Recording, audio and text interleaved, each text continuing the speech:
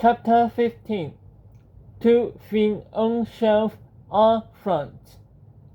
When the sun rose the next day, George and Howard were still going through their spelling checklists.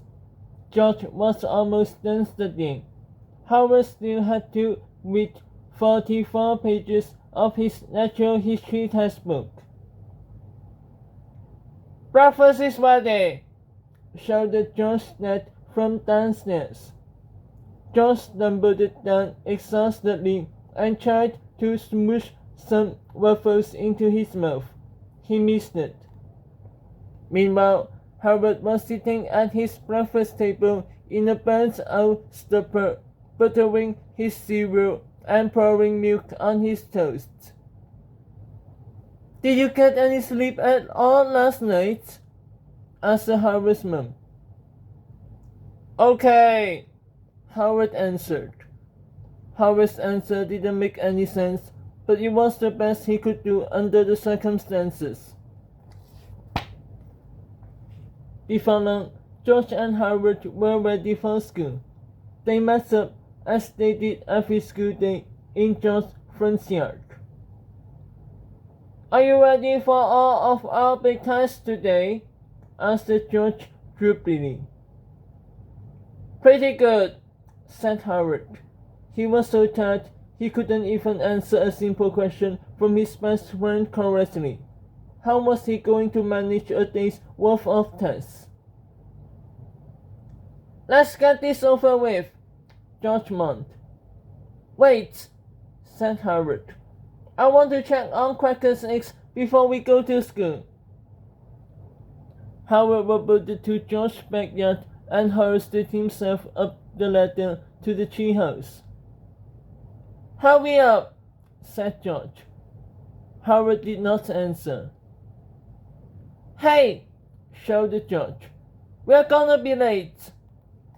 Howard did not come down. George climbed up the steps and peeked inside the treehouse. It was just as he had expected. Howard had fallen asleep at their desk. "Hey, Howard," said George, shaking his friend's shoulder. "Wake up, man. We're gonna be late for our test." "Just 5 minutes," moaned Howard. "I just need to sleep for 5 minutes. Please." "Well, okay," said George, "but not a minute longer." George took his backpack off and set it against the treehouse door.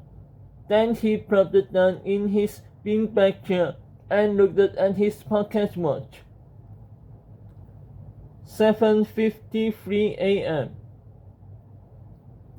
The second hand was ticking by awfully slowly. "I'm just going to close my eyes for a second," said George. "Just for a few seconds." That afternoon, George yawned and stretched as he rolled over in his beanbag chair. He glanced at his pocket watch again. 4:41 p.m.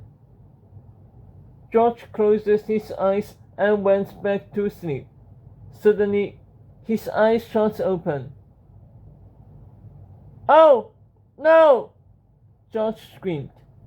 Howard awoke with a jump. "We fell asleep!"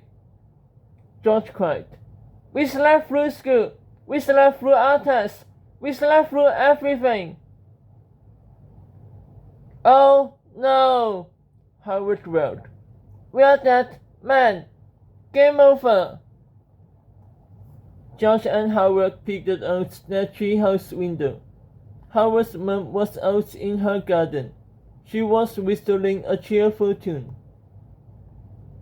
"That's strange," said Howard. "Why didn't the school call her and tell her we were absent?" "I have no idea," said George. George and Howard climbed down from the treehouse and walked over to the garden. "How was school today?" asked Howard's mom. "Oh, same as always, I guess," said Howard. He really was guessing. George's mom heard them talking and came over.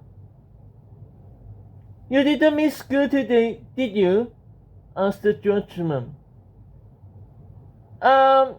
Nope, said George. Technically, George was telling the truth. He hadn't really missed the school at all.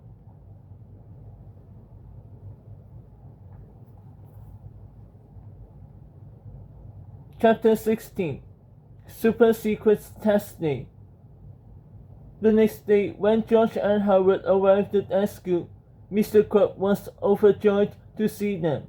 He met them at the front door, shook their hands enthusiastically, and gave them both big, sweaty hugs.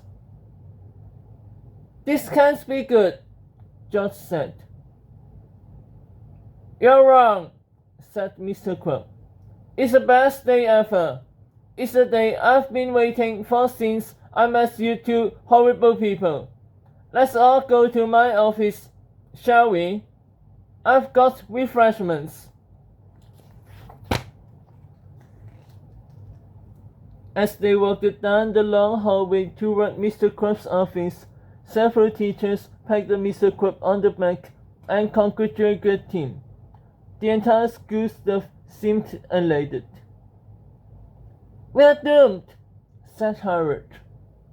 When they finally got to Mr. Crab's office, he plopped down into his chair and spun around a few times, giggling with glee. After a few minutes, George started to become impatient. I thought you said there were going to be refreshments, George said.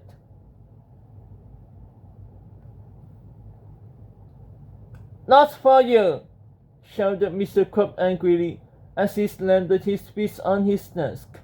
He opened his drawer, pulled out a warm diet soda, and popped it open.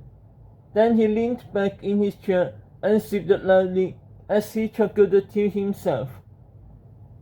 I just want to soak this moment in, he said with delight as fizzy brown philosophy as it dribbled down his cheeks.